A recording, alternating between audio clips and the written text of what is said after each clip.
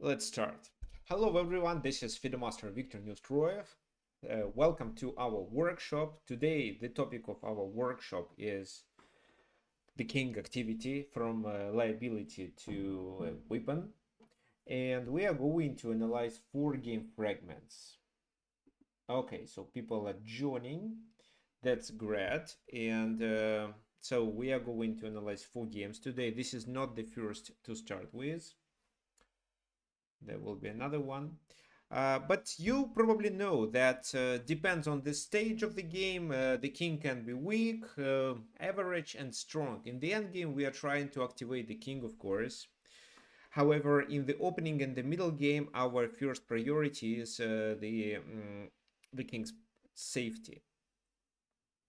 So, when there are many pieces on the board, for example, in the middle game, the king is the most vulnerable piece, and that's why we need to put it to the safe place.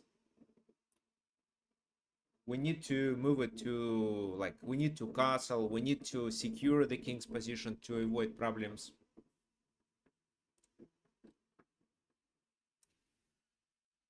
What else? If, for example, our opponent castled his king but made his king's position weak, then we may attack him. So this is how the king is important, and this is how the king is a liability, so the object or the target of our attack. Sometimes, even in the middle game, your king may participate in the attack of the enemy king. Usually it happens in the end game, but sometimes in the end game. And this game, the game between Nigel Short and Jan Timman, is a good example where the king supported the attack in the middle game. In the end game, you know, the king is really strong, and when with fewer pieces on the board, the king as strong as rook. And if you see that your king is centralized, you'd better prefer trading pieces, because when there are fewer pieces on the board, the king is even stronger, and once your king gets to the center, he can do much more than your opponent's king. Okay, so fine, we're gonna start, but this is not our first example. Let me upload a new one.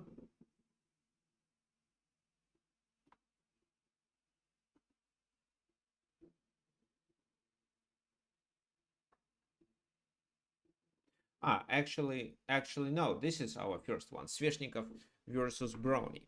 So what can you say about this position? This position is completely open.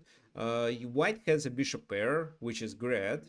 But what's the winning plan for white? Is it enough to let white to fight for a win, or maybe white should agree to a draw in this position? Well, with a bishop pair, it seems the white should be winning. At least white should be playing for a win, but which exact plan to choose? And what black gonna do to prevent white from winning?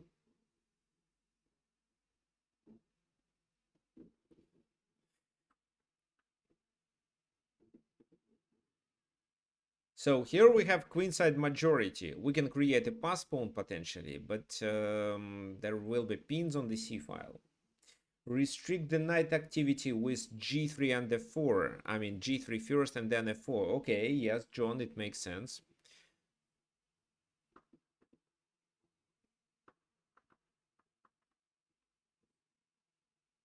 So we can trade the bishops and play the knight, bishop, the light squared bishop versus knight.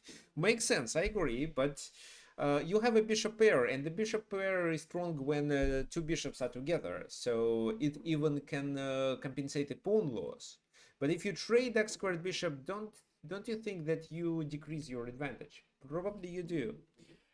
Trade rooks. Oh, trade rooks makes sense. Well, actually trading rooks makes sense, but I think that you won't come up with a winning plan. Okay, so I can give you a hint.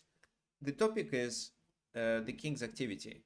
So the white's king's activity actually decides the game. If not the white's king on c2, white is not winning. If, let's say, this king was on g1, it would be a drawish position. No, with bishop versus knight, it's not winning, it's just better.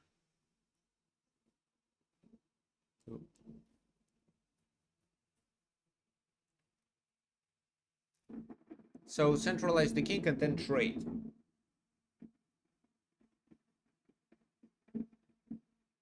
Okay. How? I'm sorry, but can you hear this background noise? It's great if not, but well, it's a festival here in Valencia, so okay, thank you, because it's like a festival, and because of that, everybody is celebrating, and well, it's so noisy outside, but luckily you don't hear it. Perfect. So B4 is also a suggestion. David suggested to centralize the king. David, well, I'm sure you don't mean that you didn't mean that the king should go to E4. You probably meant something else with the king. But can you please specify where would you like to see this king? Okay, so John suggests bishop d4, bishop f1, and then centralize the king. But it means the king goes to e4. I don't think it's promising. G3 f4. G3 f4 is a fine plan. Yes, we did talk about it. Okay, I can give you a hint. I'll play the first move and you tell me the plan. What do you think?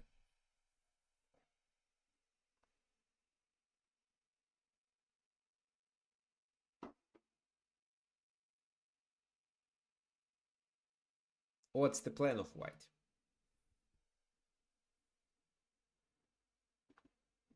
Uh-huh. Bringing the king to b6 and take the b7 pawn. That's right. So, well, you see, white in this position understands that with their king coming to the queen side, they don't create any danger. It's impossible to deliver checkmate. Moreover, there are bishops covering important squares, so the king won't get into trouble once he travels to b6. And once the king gets to b6, they really have to take care about the b7 pawn. Let me show how it worked.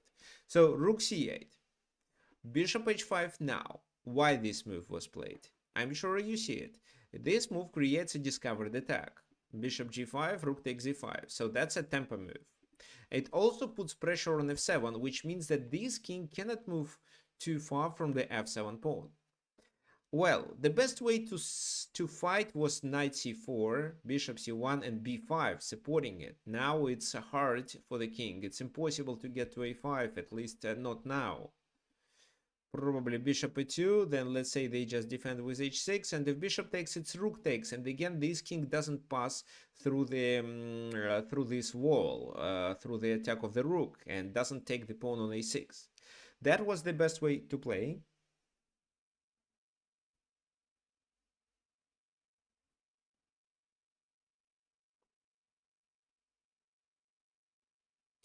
Yeah, it's possible, but then you should be very accurate to not get checkmated. So, for example, in this position, if they play this move and you play b3, bishop d6 is checkmate. So, with king b4, you take extra risk. I'm talking about this position. So luckily for white, black here played knight d3, which I'm sure is an attractive move, and I believe that the vast majority of chess players would play this exact move because this is a tempo, and the knight then goes to c5, which is another tempo move. So rook d1, knight goes to c5, black thinks they improve their position, but in fact they allow white to progress and make the knight the object of the attack. Knight goes to e4. King a5, white doesn't care much about anything going on the board, but it wants to bring the king to the enemy territory. Knight d6, king b6. Well, the b7 is protected, but the king is in the enemy territory. You may think that after that there is a mate in net, but no, something like that means that the king can capture on b7. That's why a check with this knight is impossible. Moreover, white is about to bring the rook, to bring the bishop back, attack the rook, and take on b7 at a certain moment. Not immediately, you'll see it. So, was Sveshnikov a strong player? For sure. He even invented Sveshnikov variation of Sicilian defense. International master? No, he was quite a strong grandmaster. He was, well, if I'm not mistaken, he was in the top 10 for a long period. No, he is a legend. He was a legend. He died actually. Okay, fine. So rook c7.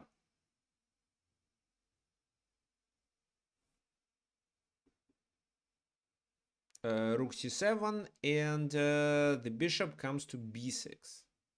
What else? I don't think knight c8 is a threat.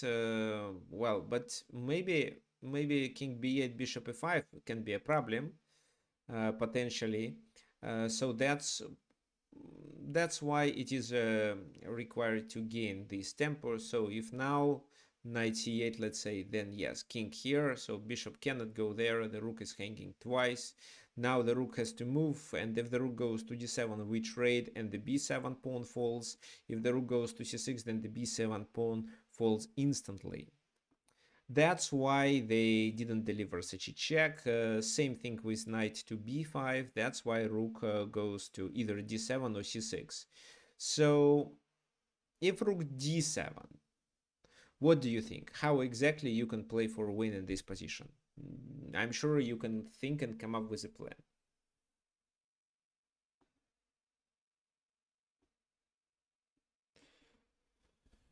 Okay, so yes, the son of Evgeny Sveshnikov is only FIDE master or only international master.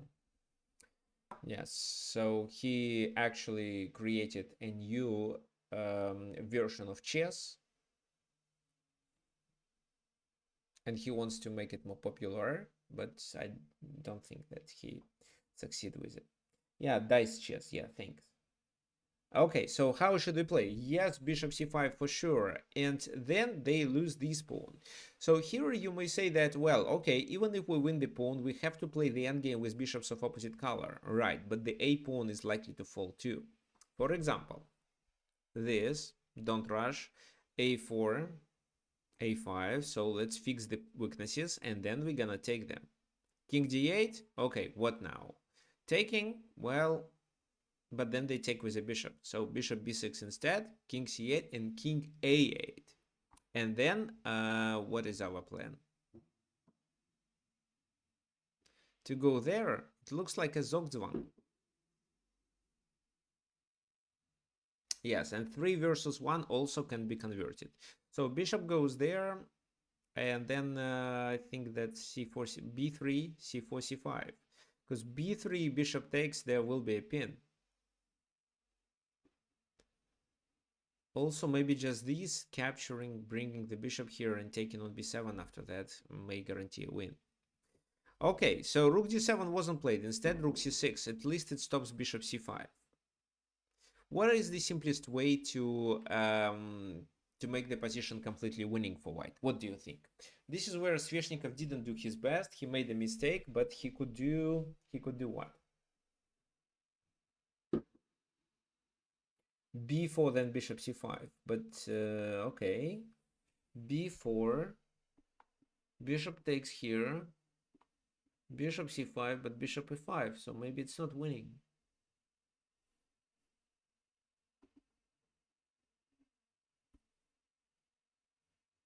Yes, you can take the b7 pawn. So you take there. Let's say they take with a rook. Then what? Rook takes, bishop takes. If you take on b7, they take there. And this may be not winning. I don't know. Still looks like winning. Because of the outside pass pawn. What do you think? Maybe not. Okay, so, but instead of doing b4, you can already do what? Yeah, we have a passed pawn, but it's may with bishops of opposite color, it may not be a win. Okay, actually, let's go over it. If you think that it deserves our attention, let's go over it. So rook takes, bishop takes. So king b7, bishop b4, king goes there, and then what to play?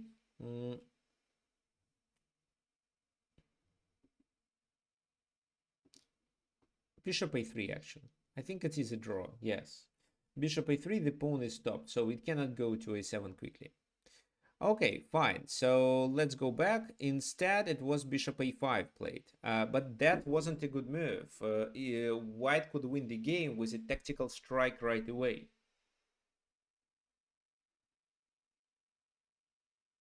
What do you think? Which tactical strike I'm talking about?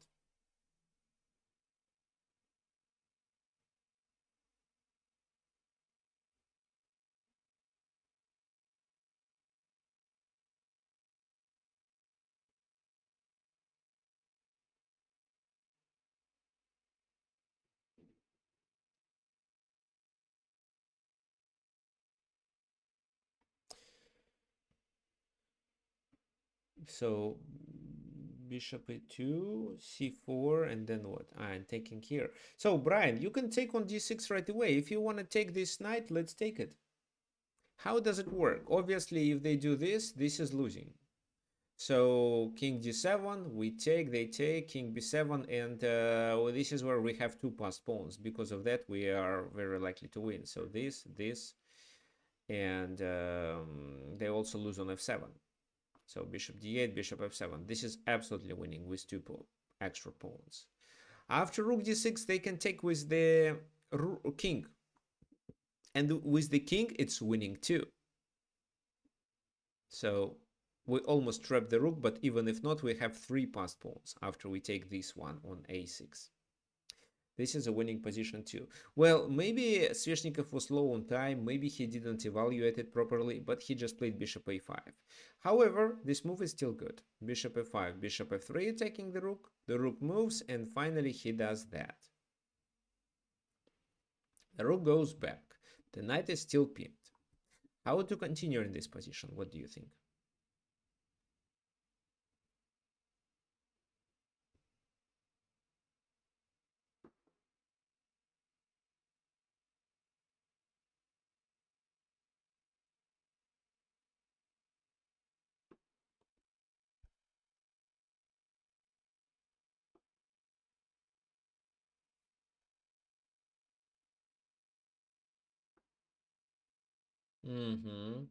Yes, I think it makes sense.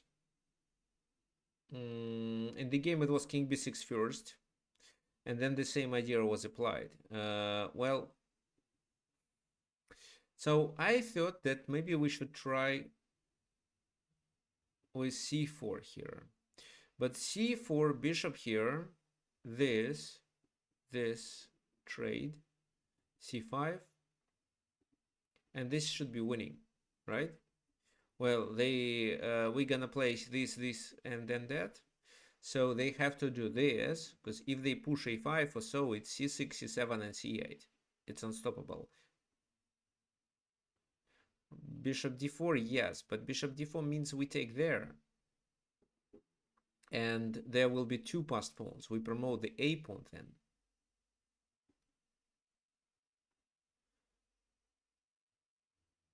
So this, then back, and then nothing stops us from playing a7, yeah, with the a pawn further. So this is how it becomes winning. So c4 looks winning. This, and then c4 actually would be also fine. Then you threaten to take. So they don't even have time for this, because you capture there, they deliver a check, and you capture even there. So it completely fails. So the king wasn't weak. Sveshnikov played rook e1. That's fine. Not the best move, but still something. f6 defending. a4. Why does he play so? He wants to advance it already and maybe fix them on the light squares. King goes to d8, and now when they are going to deliver a check and win pawns, he has to trade and pass the game to the endgames with bishops of opposite color. So bishop d6, it's rook e6. That's why it's rook takes and king takes b7. So it's only one extra pawn, but because of his ability to convert these three to two passed pawns, white should be completely winning. So rook d2, but then what? Rook a2. Or, David, can you repeat? Rook d1 is also a possibility, and it even allows you to trade faster. So rook takes, then a5, king b6, and they save it. But this is absolutely losing because you can continue with b4 and create two pass pawns. Well, the rest of the game isn't interesting for us. So bishop f4, king b7. So some prophylaxis was played first. And finally it was b4.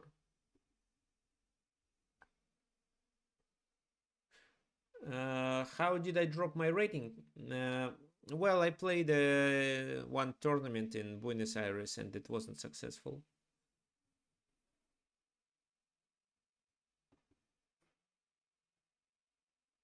I cannot say it was really bad, but it was just one of the tournaments where I was one of the top players, and uh, every draw, well, it was really hard to play against young players, and every draw decreased my rating. So I had to win many games to not lose rating. So originally, these conditions are not favorable for gaining rating.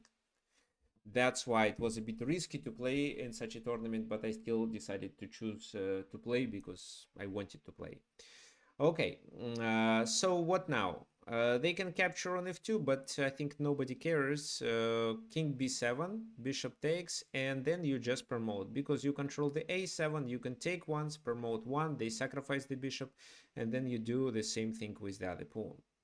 Well, this, bishop f2, and one accurate move was required, after which the game is completely winning.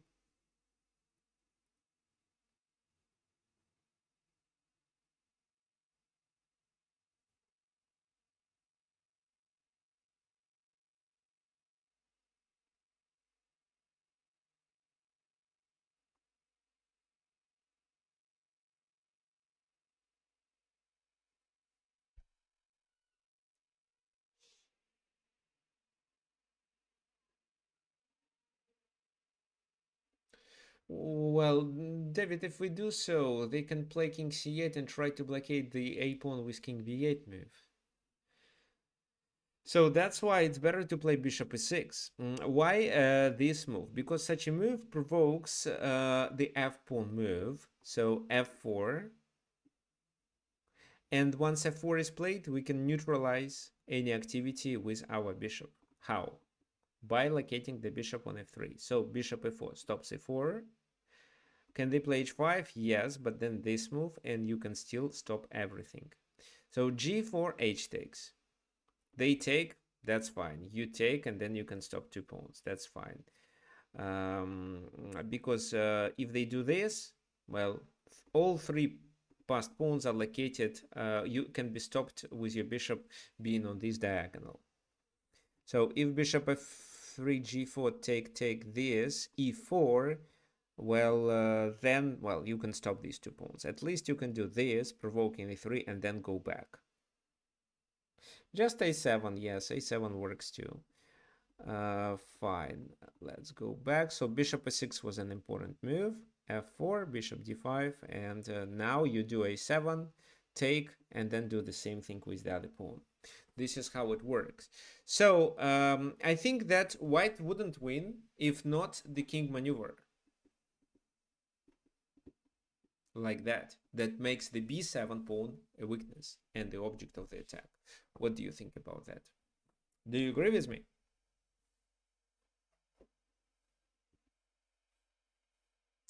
Okay, thanks. Well, so what does it tell us? With the fewer pieces on the board, when the king is not the object of the attack, it makes sense to use the activity of this king and either move to the center to play on both sides, or move to that side where a place of action is likely to be. Here, the pawns are not protected by anything else, so you can bring the king to add more pressure, and once you chase the knight away, bishop f3 can support your attack of the b7 pawn.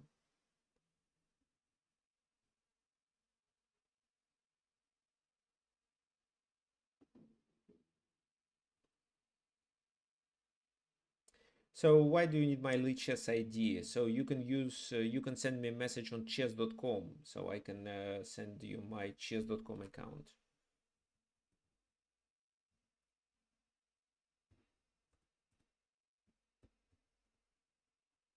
I mainly use chess.com. Lichess I use only for the lessons.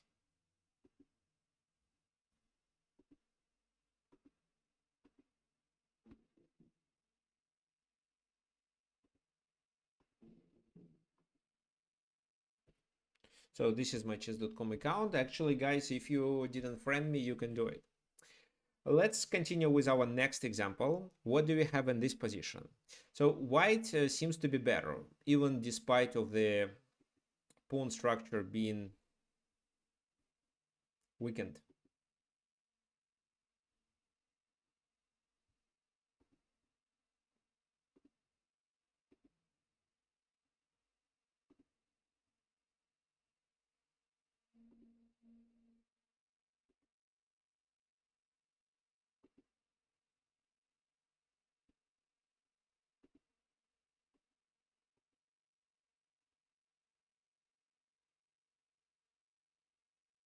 Uh-huh. Yeah, so the pawns are protected, bishop a3 can be played. But bishop a3 now means they can escape either to c3, which is quite risky, or just to b6 and then back. Also, I'm not sure if they can take on a4. Maybe they can. Okay, Brian, it's too early. Queen h4, queen h4. Well, maybe queen h4 makes sense.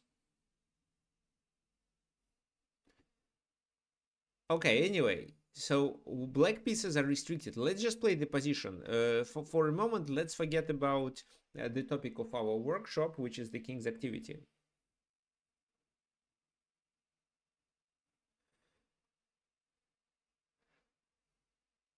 What we can do? This bishop is restricted.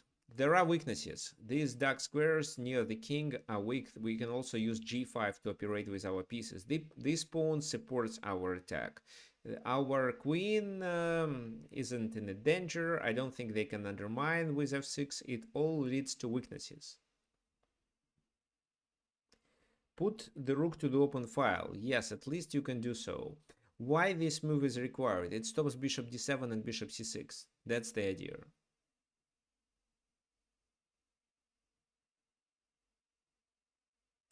Bishop d2 right away allows the queen to escape. So bishop g5 makes sense, I agree. So I would play so, but later. Queen c5 was played, and white decided to gain a tempo on this queen, but on the next move. First, queen h4. So queen h4 hangs the pawn, but if they take the pawn, what happens?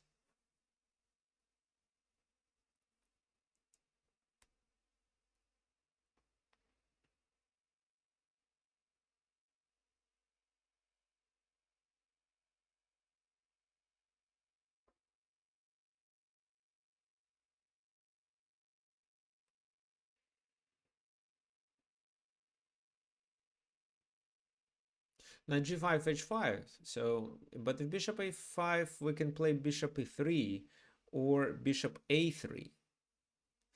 So let's say bishop a3, the queen has to move, and the queen cannot move and keep this bishop protected, so they're gonna lose it. Well, rook d8 was interesting, but I'm not sure if it works. They can just defend it or take on d8, and then yeah, I see. Take, king g7. Because you what? And then bishop a3. Maybe. Yeah, then bishop a3 actually works well. Okay, so maybe after rook d8 I have something better than this. Ah, I have this move. So you take, I take too.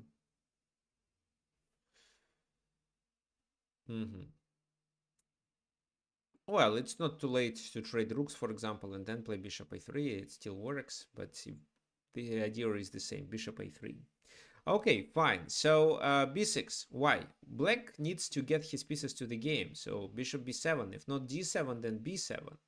Now bishop a3 with the tempo. The queen moves to c6. They want to play bishop b7 and tie the knight down to the defense of the g2 pawn. What do you think white should do then?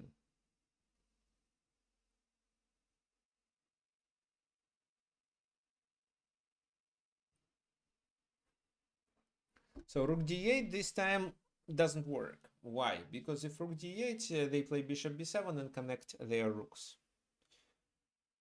So rook d4 on knight g3. I don't really see the purpose. Ah, knight g5. Okay, I don't really see the purpose of rook d4 move. Why? What for? The rook goes to where? There is not much to do on f4, g4. Ah, rook h4. That's the plan. It works in case if we trade bishops there. Bishop g5 f6 works, but the bishop h6 is simpler. Maybe here you think that they can do this move.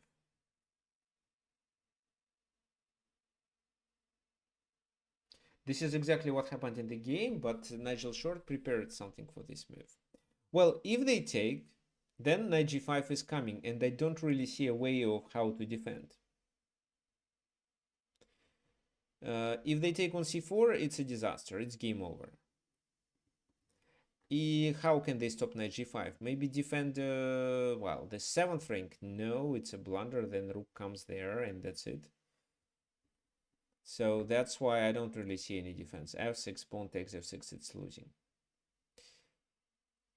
Maybe this is the move. Knight g5, then queen g2 mate. But if this move is played, then what do you think we can do? I'm sure Brian can find a proper move in this position.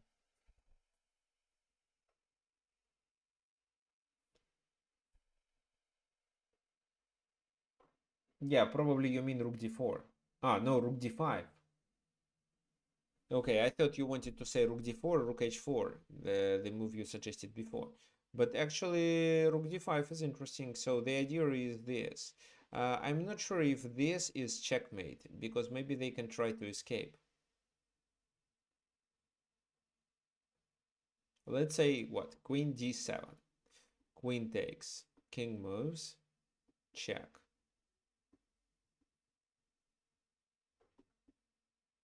What? Where? King g8. So it's not mate, and if you sacrifice the rook, then it should be mate. Otherwise, the sacrifice was unsound. Maybe there is. Maybe here you have to play what? E6 rook e6 actually, so it fails. Take. Well, okay, no, I don't see. So it's better to play rook d4. Rook d4 and rook h4, which is unstoppable.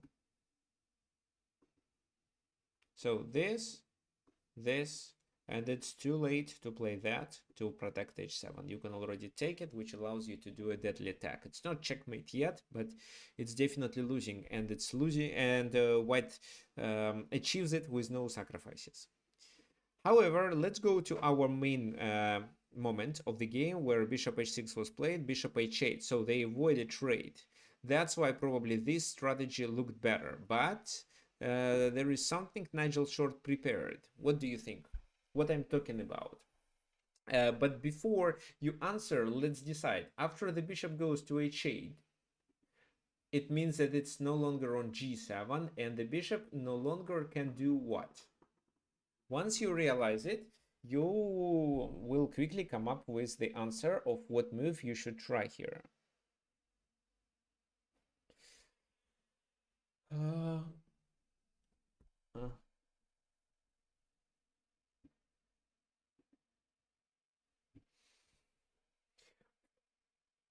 Okay, there is an idea of knight g5 and then bishop somewhere, for example there, but how? If you play bishop g7, queen h7 is not a mate, it doesn't lead to mate.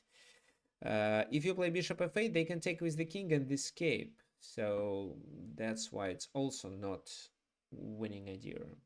Rook a3 is available. Yes, it is. Also, don't forget that bishop b7 is a tempo move if the knight is on g5 already. So that's why it's better to play rook d8. And what does it mean? So first of all, if you did answer my question, you would say that the bishop no longer can retreat to f8. So that's why rook d8 gonna create mating threat. So for now, if let's say they ignore it, we can play knight d4, drive the queen away, and take the rook with checkmate. Or we could play this move and threaten the rook twice. But of course, they play bishop b7, connecting rooks, after which we have to do that. But we still threaten.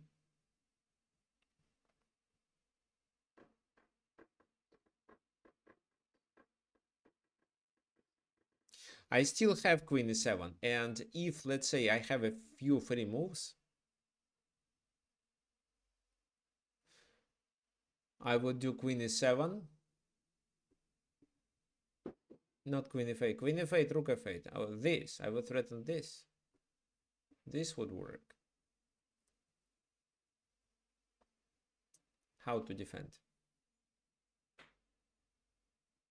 So queen e7, rook a8, rook d8. That was a threat.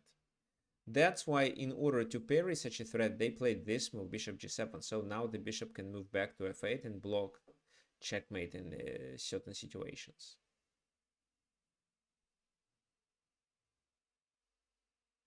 So taking is interesting, but after this move, king g8, I don't see how to continue. Knight g5 looks attractive, but there is a checkmate on g2. That's why rook goes to d7. This rook.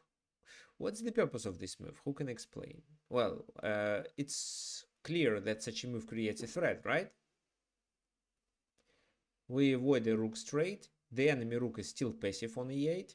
And the threat is bishop takes, king takes, queen f6, queen f7 with checkmate coming. That's why they defend with this move. So a trade did happen, but how to continue the attack?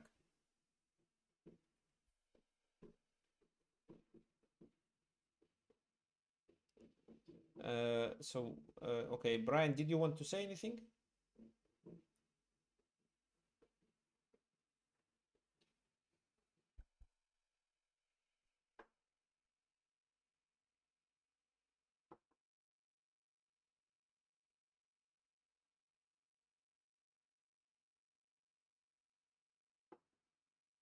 Okay, so queen f6 is one of the suggestions. Okay, fine. Queen f6, king g8. How to continue then?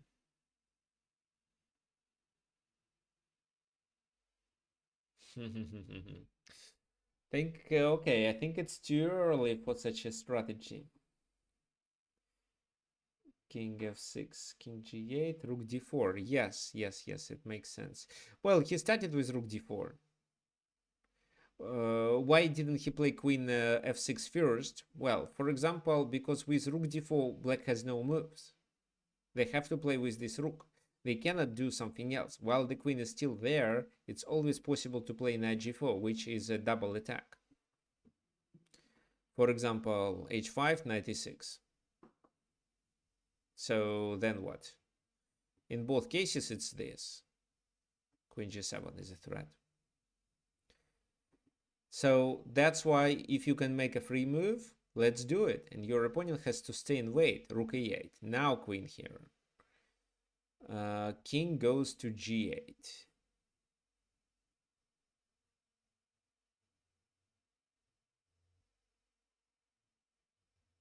h4. White tries to reinforce their position. If they can play h5, h6, the game will be over. So, for example, if let's say the queen goes there, h5, the queen cannot go to e7, so there is completely no defense. And taking, because what else? h6, queen g7 is made, so if they don't take, it's over. Taking is a mistake too, because the game can continue with what? With rook h5, rook h4, rook h5, or is there anything else?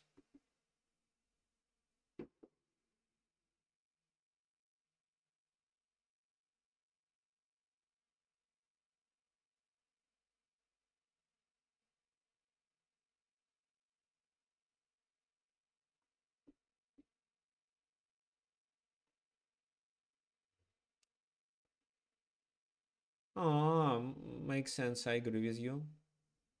So, but if the queen is not there, maybe you can already play knight g5 and do so. So yeah, what about knight g5 in this position? You threaten to take on f7, which can lead to checkmate. So they can try queen c6, but this time for queen c6 we have... Oh, I thought maybe just f3 actually. f3 and still rook f7. No, queen there... Which plan?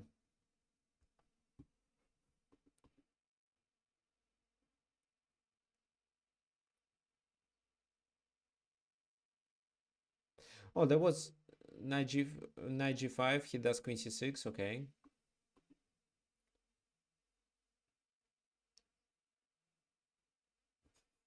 Checkmate is a threat. Yeah, actually, there was a nice suggestion. After this move, queen h6, and then knight g5. So it seems to work too. They must go that way, but if they go that way, we just simply take. And rook g4 is the next move. Rook g4, rook h4, and nobody can defend it. Well, there can be a queen sacrifice. Okay, fine. So h4, the only way to stop it was h5, and this is where I want you to think and suggest a plan.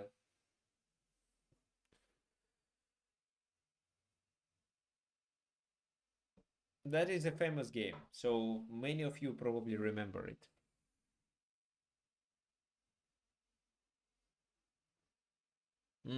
Yeah, so you guys are absolutely correct. The king marches to h6. So because the black pieces are paralyzed here, in the middle game, you can activate your king and let your king to participate in the mating attack. So once you bring the king to h6, there is queen g7.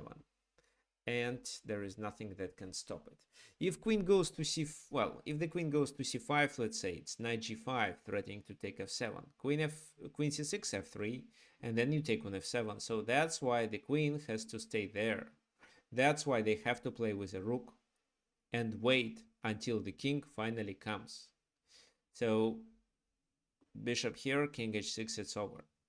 They could try maybe this move, but it's still too late. This, take this, and now king h6 with two checkmates.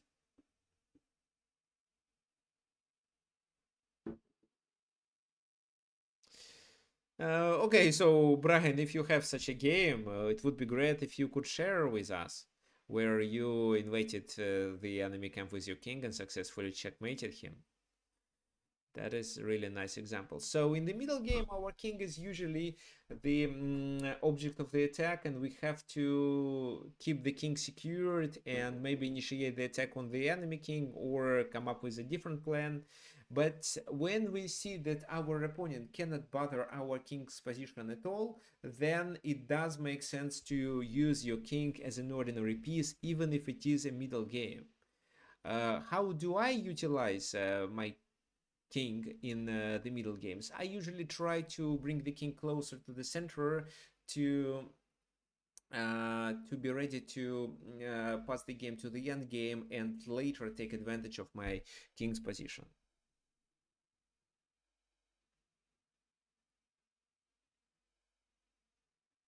So king h2, king g3, king f4, and nothing can be done. If there was no attack, it could make sense to bring the king to the center, trade queens, and the king would be closer. Okay, so let's continue. Ah, yes. So we have, yeah, let's continue. We have more examples. We have this in game. Can you please tell me if you have already seen this position and what was the opening?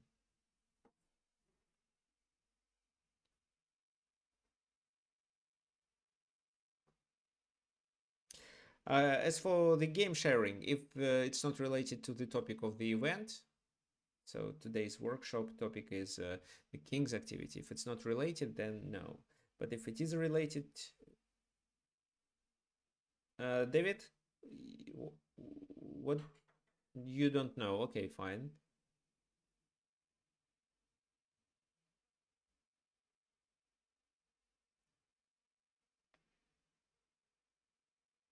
Okay, I'm sure Brian had seen it before several times.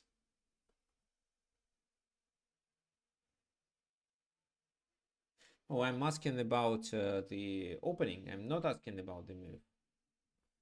So which opening is it from? Nobody remembers. No, nobody knows.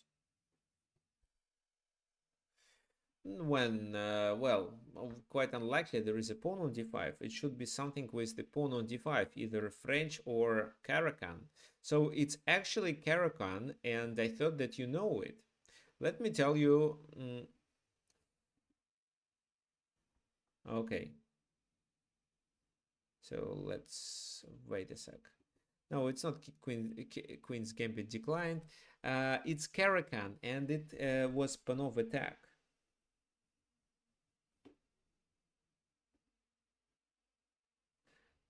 Okay, we're gonna check this game a little later.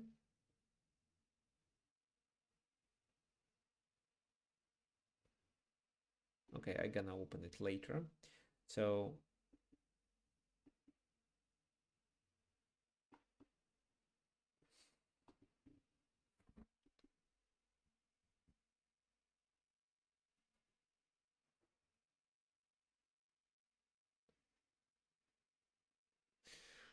okay, so what I wanna say, it's actually from the Caracan defense. It should be familiar to many of you who play it. It should be familiar for you if you play Panov attack versus Caracan.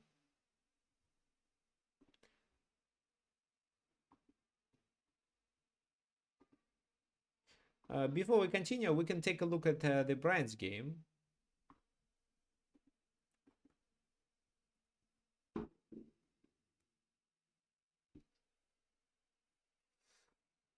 Okay, let's take a look.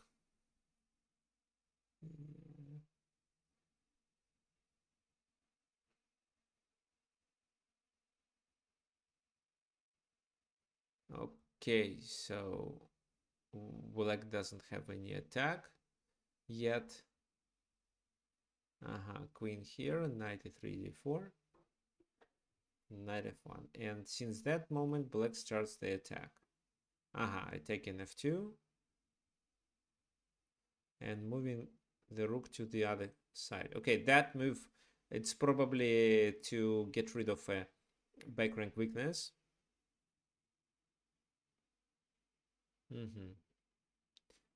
Well, interesting. Why didn't they take? They always have knight g3, but doesn't matter. Okay, so rook e8, this. Okay. It was a trade. And how did...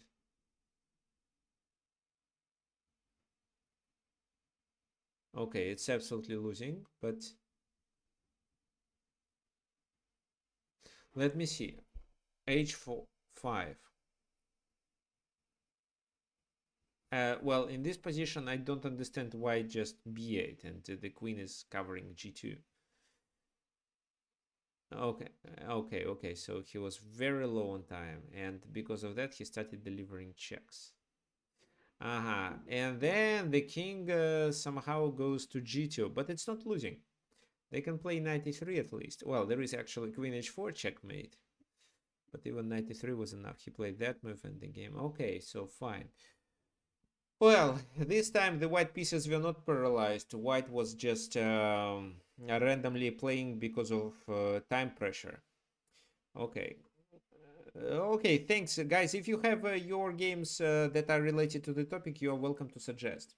Okay, the opening. Okay, so the game that I wanted to analyze was this endgame between Lubomir Kovalek and Kenneth Rogov.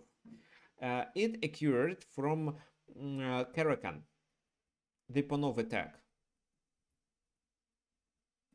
So queen b3 with a pressure on b7, bishop takes, pawn takes, e6, queen b7, knight takes, bishop b5 check, so the only move is to take, intermediate check, queen here, so if queen blocks it's queen e8, that's why king e7, now queen b5, black wants to pass the game to the endgame because their king is in a danger, and this is how it occurs.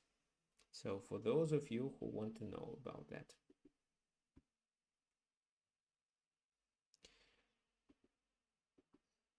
Mm, yeah, this is, yeah, one of the main lines of this.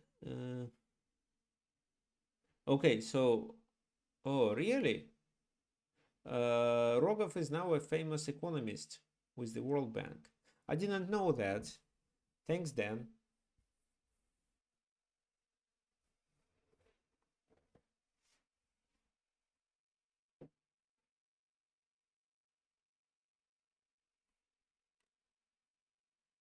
Mm-hmm.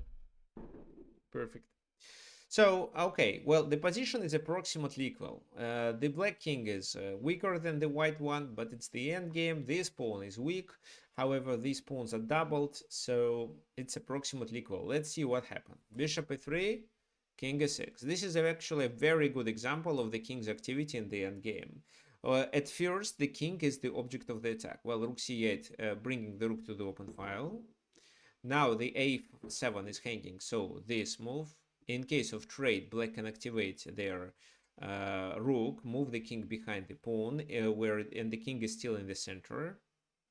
That's why they don't take. They deliver a check and move the. They should move the bishop here, which they didn't do. That was actually a good move. King goes there, then just maybe rook e2 or something with the ideas of adding pressure there.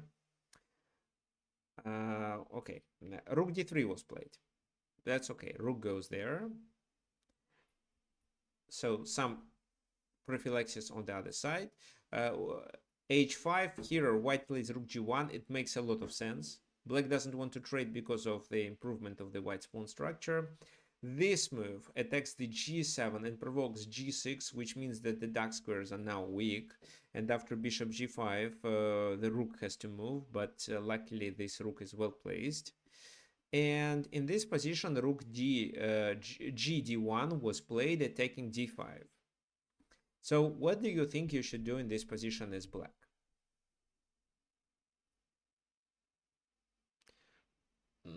So why you want to take the f pawn? It seems that rook f5, bishop f4. You cannot play it. There is a pin. So, but it doesn't mean that you guys should go through the engine, check the moves, and tell me, because that's not the point of our workshop. So I'm talking to the comments of 2600 Elo dummy. So what's the point? What do you learn when you look at the engine and then tell me your move? So actually, if you look at the engine and check the second line, it tells you you should play d4. And both moves are playable. It's just a matter of taste. No, there is a way to protect it. There is the d4 move. So d4 was quite interesting. Oh, actually, I'm going to check it with the engine right away because, well, I did analyze this game in details. There were two lines.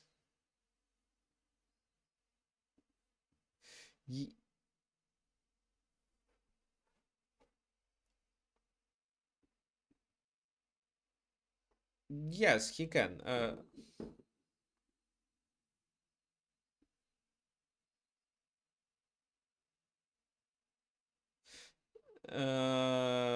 Well, bishop f6. Then you said what?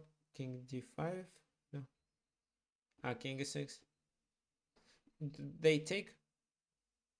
They can already take. No, well, I want to play b4. It's a half a move for white. Oops. b4, king, bishop b6. Bishop e3. I think bishop e6 is fine, but bishop f6 allows rook e2. Bishop e3 doesn't, so bishop e3 is a little better. King goes there.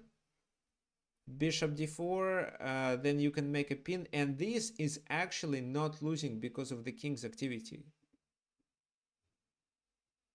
It still should be a draw, especially with rooks on the board.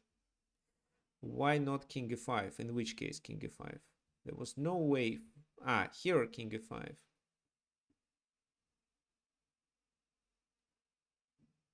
No, maybe it's fine too.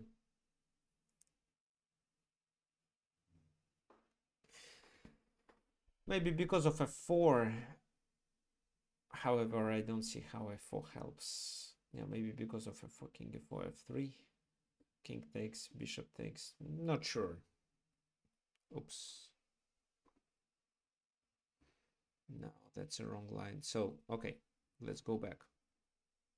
Okay, so bishop f2 was played. d4 was good. But finally, this is a drawish position.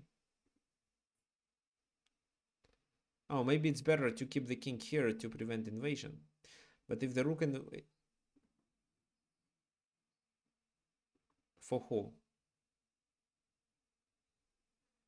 Yes, rook c4. To play for a win with rook c4, but it's not winning. However, the drawish potential is huge. Okay, so bishop f2. This is what was played. That was a trade. King goes to c6, rook goes back and threatens with this move maybe. And if you expect that, what do you think you should do? If you expect like this to chase the king away, then what's the best way? Well, actually, maybe you can tell me what can make this position slightly better for black.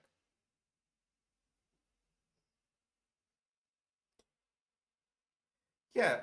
So, guys, one more thing I want you to remember.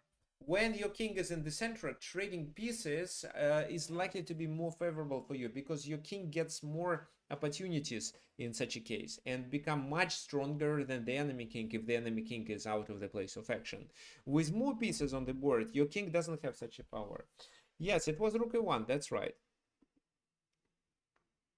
Well, rook c2 still could make sense, but no, there is nothing they can win. They can try like that and maybe go there, but then it's rook c7. So this king is still more active than this one. So rook takes, rook a2, bishop goes back, f4, bishop b6. So the king is very close to the rook so that it can protect the rook. And what do you think white should be doing if white wants to win? It's not winning, but cannot say that white is losing. It's approximately equal position. If white wants to win, what should he do? Uh, Brian, do you mean king c2? Ah, activate king immediately. Well, yes, activate the king. So, rook e7. Well, but rook e7, rook c7. b4. So the idea, if white wants to play for a win, they should create a pass pawn on the king side, on the queen side, where they have pawn majority. So king c2, b4, or b4, king b2, king b3. But they decided, okay, what if I ruin the pawn structure on the queen side, on the king side by doing f5? For example, if pawn doesn't take, it's this, then there is a check and g6 is lost. If the pawn takes, then both pawns are easy targets, right? So this is how white thought. And actually, he missed a tactical strike, after which his position became worse. G takes, because what else if we don't want to lose on g6? Rook to e5, attacking it, and this is where I want you to think and find the move.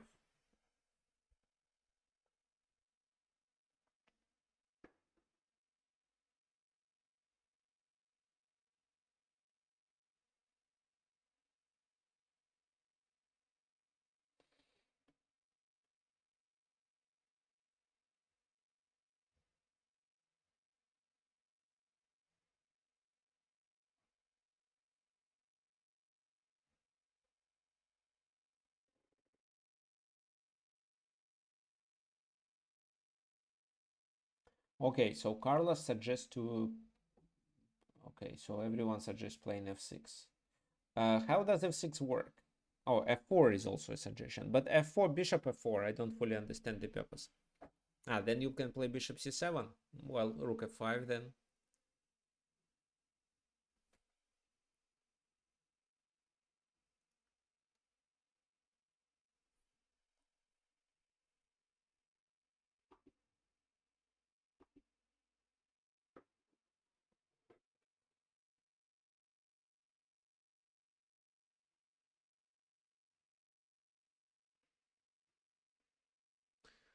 f6 with bishop f5. Okay, so there is a question about rapid tournaments and whether it makes sense to castle to the opposite side. Uh, So when you play, well, in order to make the position sharp, of course, you can castle to the other side, but that shouldn't be the main principle to use, because if in many positions castling to the opposite side makes your position extremely risky. So instead, you'd better looking for other versions or for other ways of how to sharpen the position or how to make it complicated to provide you with better winning chances. So just learn how to complicate the position instead of just castling to the opposite side every time. So I don't recommend it. You should castle to the other side when the position allows you to castle to the other side.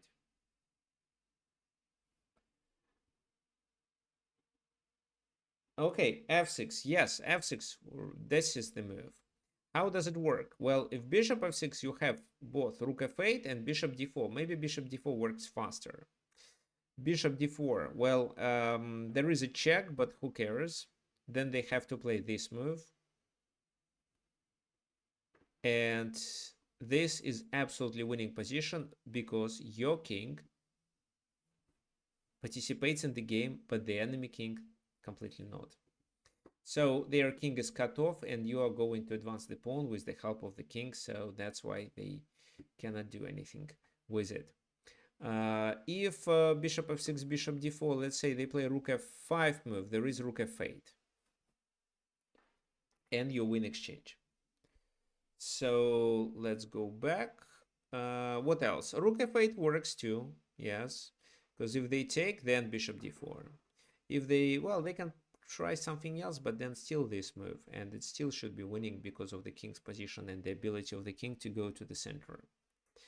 Instead, the game continued with rook e6, king d5, rook takes, king e4, and it's the same but with more pieces on the board. However, it didn't help white and they lost the game quickly. So bishop c5, rook goes back, bishop d4. So bishop f5 can be also played, but then it's bishop f6 and the white tries to take advantage of the pin. So it's better to move the king because the king can then support the pawn. So why this move? In case of rook f1, we can now block with the bishop.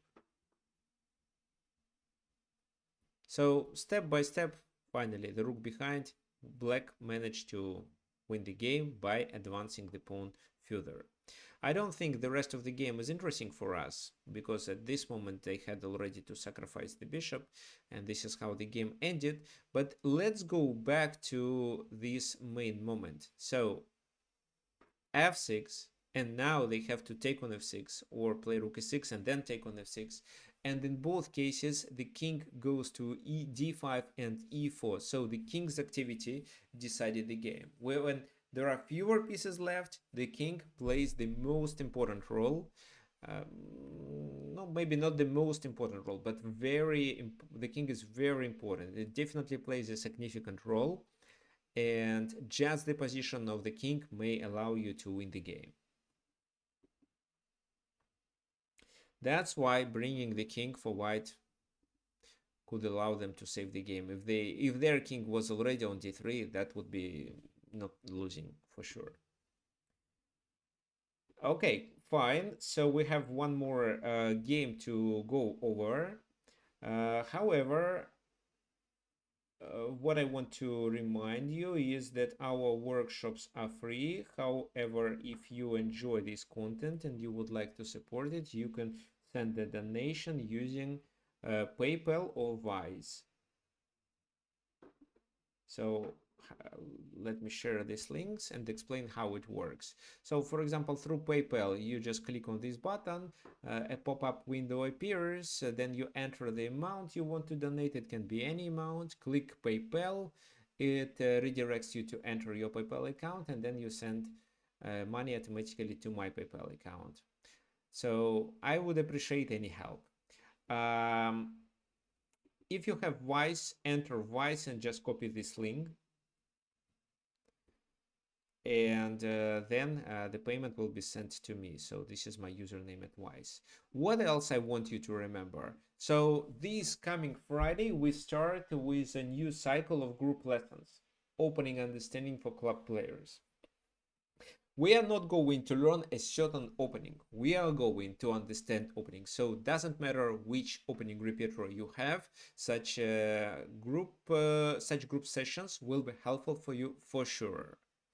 Um, I can even share my own experience when I prepare for their opponents in the tournament and they play the opening I'm not familiar with. I'm trying to memorize the lines. I'm trying to um, prepare for many deviations with the engine, sometimes with the books, but it sometimes works but sometimes not. It doesn't work if I don't understand this opening. For example, like I actually wrote a post on in my art in my blog on chess.com where I explain I played the game against Berliv Zlatanovich.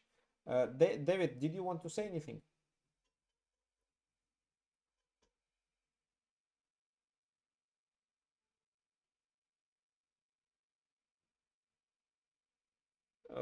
We will discuss it with you later, okay?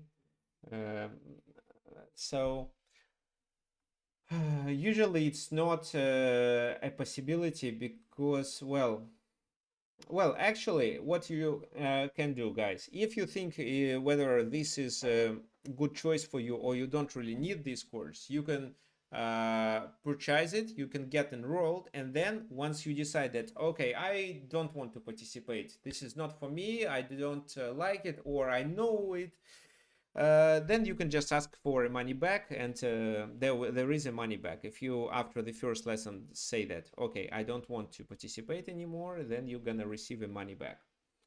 Fine. So I wrote a post about my game versus international master Berliv Zlatanovich. He played a weird version of French defense, and I made a mistake there because I completely forgot which move I had to memorize, and we deviated, and the position was completely different from other positions that I play in French defense, so I got so confused. Luckily he was confused too, and that's why after the first 10 moves his position was worse, but no, I didn't manage to realize my advantage. Anyway, what this course is about: the course is about understanding openings, what to pay attention when you play the opening, how to transpose from the opening to the middle game. So this is our lesson plan: how to understand the center, um, how to decide which plan you should come up with based on the pawn structure, how to develop and coordinate pieces in the opening, when the move order matters, and how to play it accurately, when it's a good moment to make a breakthrough, how do you transition to the middle game, how to play if your opponent chooses just a certain setup, like for example a modern defense. So it's not a certain opening where every move matters, but a setup which you don't know how to deal with it. Well, this and everything else, and a lot of other helpful things will be explained. Two last lessons are practical ones. So we are mainly gonna talk about um, your own practice, your own open repertoire, what you should do with it, how you should build it, and then we're gonna do a practical workshop based on it. So these, okay, thanks Dan. These group lessons are really good. This is, well, I also think so, but this is what Dan wrote in the chat, and I'm going to read. You will learn a lot. I've done several other classes with Victor. Really good. Thank you. Uh, okay, so yeah, and what else I can say? Um, it's it's cheap. So 12 lessons. The rate is $129, so it's like about $10 per lesson. Each lesson is 1 hour and 30 minutes, so it's less than, it's about like $8 per hour or so. Or you can pay monthly, so 3 months, each month you pay $49. This is also a possibility. If you miss a class, there is a recording, so you can catch up and watch the recording, get the PGN files, upload it to Lichess, get the homework, make it done, and if you don't understand something from the previous class, ask at the next class. So my recommendation is to participate, because I see, especially from my students' games, I see that people struggle with opening. I sometimes struggle myself when I don't understand a certain opening. So this is a unique course where I'm going to help you with it, and you won't be so confused, maybe only in some rare situations. Okay, fine. So the link to get to enroll in it here. If you have any questions, you can always ask me. So I'm sure you have my contact details. Uh, Fine, let's continue with our main topic. By the way, today I'm going to send a reminder that this course starts on Friday. Let's continue with our topic, the King's activity. How we conduct the lesson? So it's a Zoom meeting. It's a Zoom meeting. It is recorded, and only participants, only those who enrolled into the course of group lessons get a only those who are enrolled gonna get the recording. When does it start on Friday? Yes, it starts in the evening for Europeans, so um, it's 4 p.m. Eastern Daylight Time, uh, while it gonna be 9 p.m. for Europeans, but once Europe the week after switches to the summertime, it will be 10 p.m. So it starts at 9 p.m., but later it will be 10 p.m. because we use American time to schedule our events.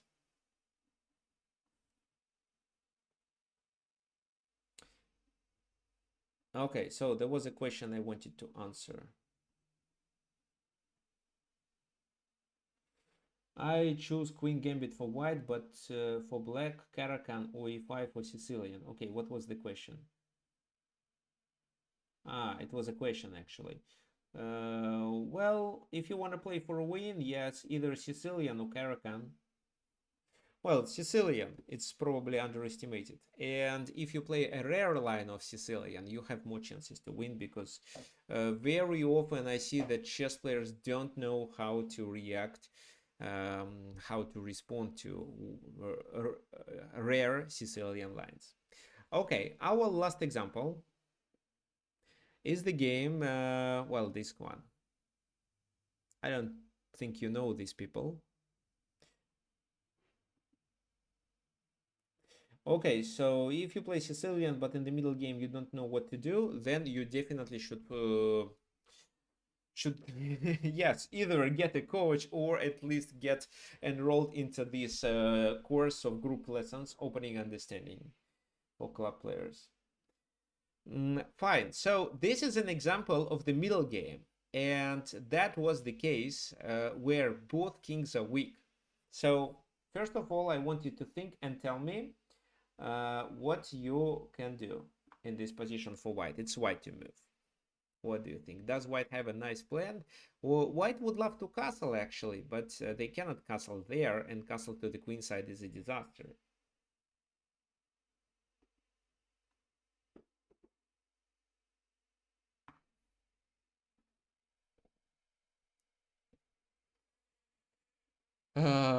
Okay, so yes, king f2. Well, actually, this move was played in the game. And John also suggests castle by hand. I have a question, guys. So how is it better to say? So artificial castling or castle by hand? What is a more common way to explain it in English?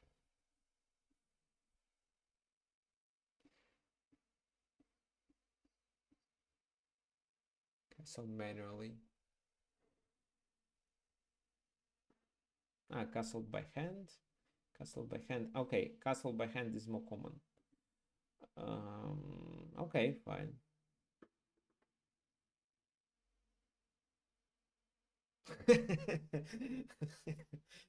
Okay, yes, it's funny. You can castle by hand in normal way too. Fine. Okay. So if we were about to translate it from Russian, for example, it should be artificial castling. And I also know that artificial castling, such a term exists. But if probably it's more common to say castle by hand. Okay, fine.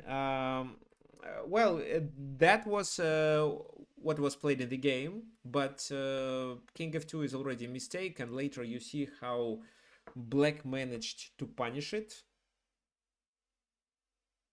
But actually, look at this king. It's a weak king too. Instead of castling, can White take advantage of the Black king's position?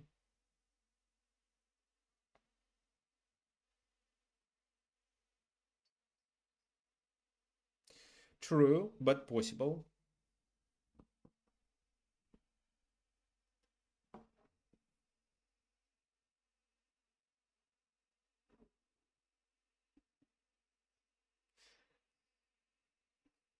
Mm-hmm. Yes, but there is no dark square bishop for white. So the queen may join the attack, but who will support this queen?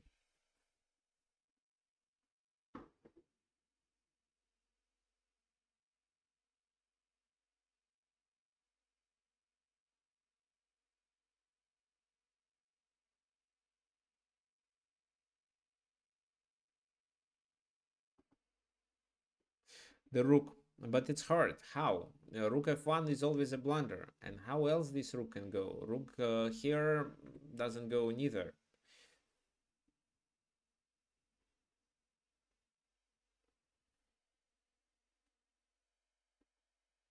Ah, yeah, trading bishops first.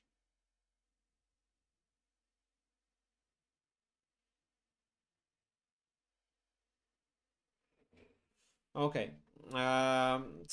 Well, if you want to succeed with the attack,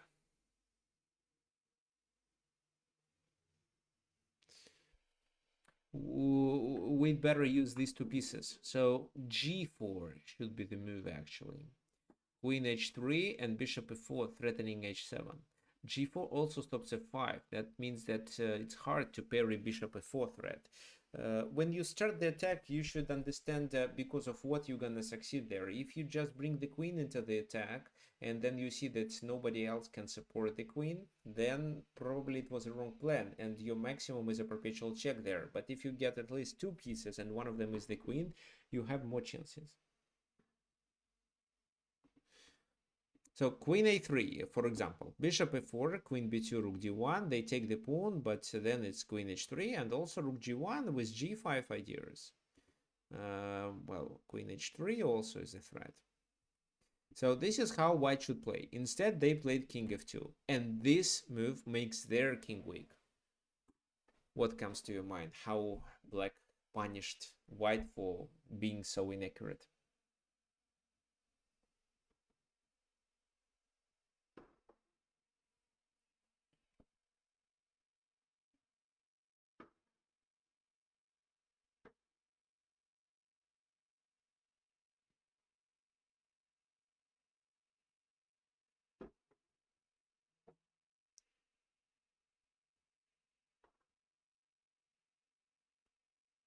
Okay, take your time.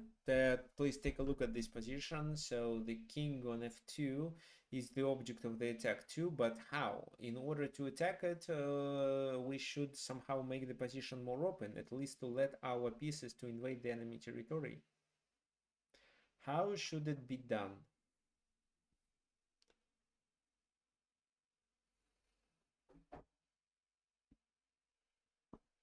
Okay, with e5. But if you play e5, how it makes the position open? It's very likely to lead to a perpetual check, or you can even lose. So how to move this? I don't know. Queen takes e5. Yeah, queen takes e5 at least. And I want to do this. Maybe the h pawn move. If the rook was on h8 or g8, I would agree. But even if, let's say, you do so, and then you take on g3, h takes g3, so you may create more problems to your own king. Okay, so the answer is rook takes d4. With such a move, you make the position more open. Queen takes d4 and rook d8. And the best choice for white in such a case is to trade their queen for two rooks by doing this sacrifice. So rook hd1, queen a5, let's say. Rook dc1, e5. And, well, queen e2, queen b5, queen e2. They can, but it's risky.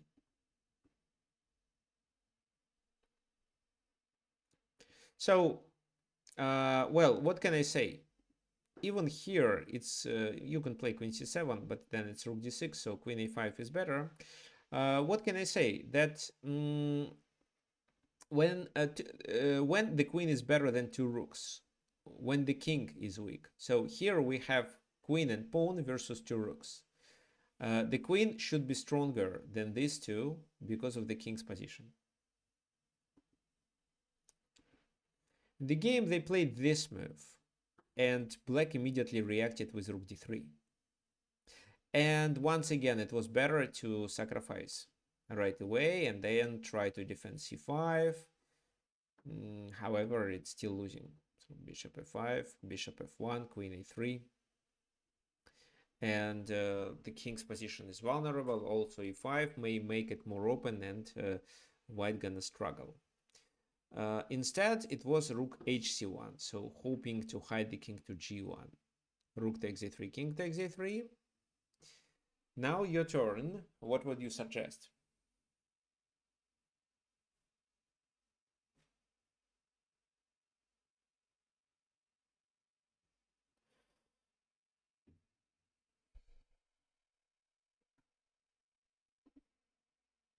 Queen b5. Queen b5 is interesting.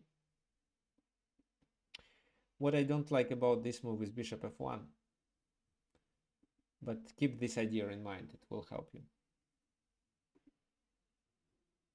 e5, right, e5, open the position even more. So they decided to take on c6. Queen goes there, threatening with queen d4. If, let's say, rook d1 in this position, queen c7 and rook d6, it seems that white achieved a lot, but in fact they are losing. Can you explain because of what they are losing? Either bishop, huh? Yeah, bishop to b7 or bishop to b5. For example, this, and if they take, it's queen c5 with a fork. And if not, then we just win a bishop. So that's why after this move they decided to escape, but the game was already over. King here. Okay, so probably just one move is required to declare black is winning. Which move?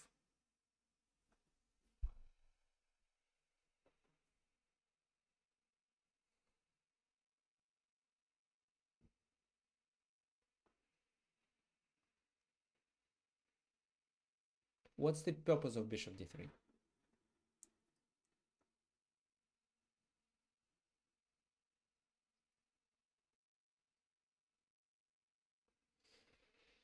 Okay. Okay, fine. But Brian, you yes, but it's not mate. So queen e3, bishop e4, there will be a bishop straight. Um, so I see what you want, but you can, if you can play e4 without bishop d3, you'd better play so. So you don't really need this move. The pawn is poisoned. If they take it, you, yeah.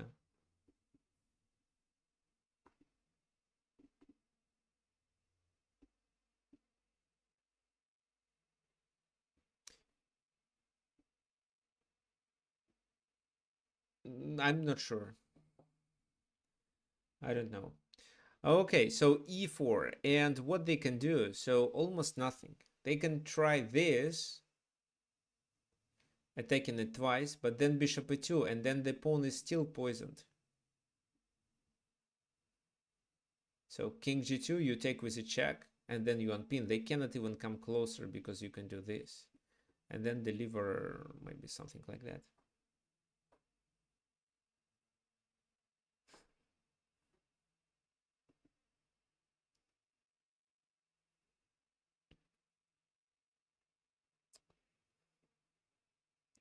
So yeah, this is how the game ended with queen e4.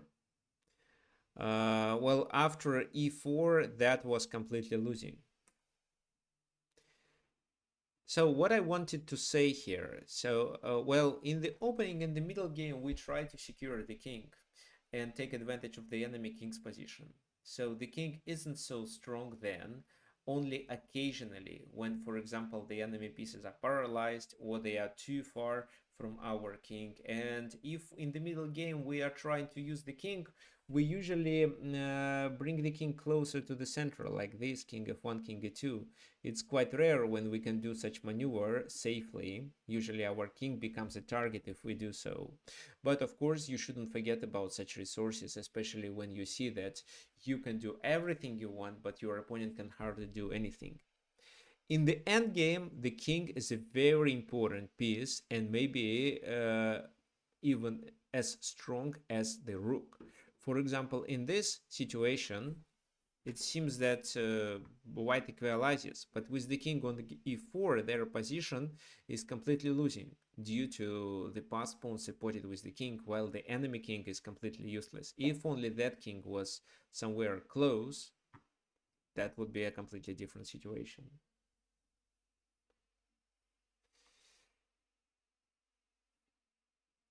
Okay, so try to remember when it makes sense to secure the king and when it makes sense to activate your king, and closer to the end game, try to keep your king in the center. Here, white tried to secure the king by doing castle by hand. However, they just blunder it or underestimated these consequences. Yes, in the end game, the king is approximately as strong as a rook. Okay, fine, guys. Thank you for joining. Please do not forget that we have our opening understanding group course starting this Sunday already. And those of you who participated in the previous courses, I'm sure would like to join again because you asked me many times. So this is the link for you again. Uh, please join. I'm sure you won't regret. If you have any questions regarding it, you can always message me at tricksofchess@gmail.com. So if anything needed, just let me know. And thank you for coming. And of course, there will be a workshop next Sunday. I will announce it during the week. Bye bye.